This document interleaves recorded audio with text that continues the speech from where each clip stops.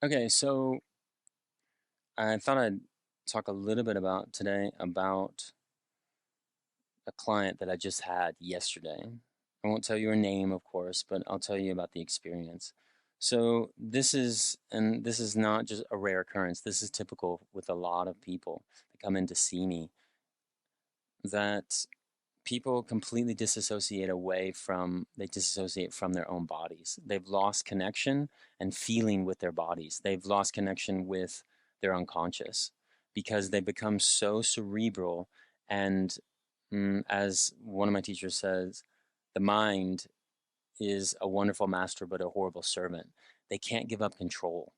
And they have so much anxiety within them because they've suppressed their emotions for so long that they have gotten caught up in their own mind, whatever you want to call it, ego, narcissism, and I hate that word because it's a generalization. And they've become too, there's too much separation within themselves from others and from nature.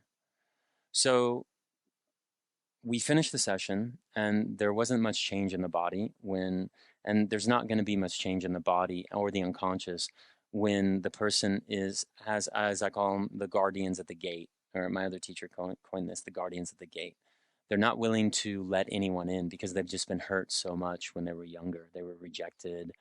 Their parents or people that cared for them or their friends didn't accept them for who they are. So it's a survival mechanism. They need to protect themselves and they're not letting anyone in.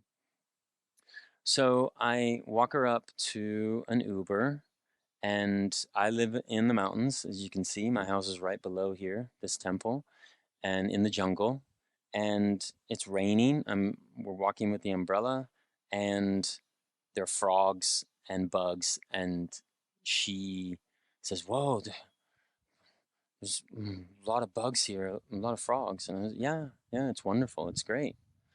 And so we get up to the top of the hill there and we're waiting for the Uber still.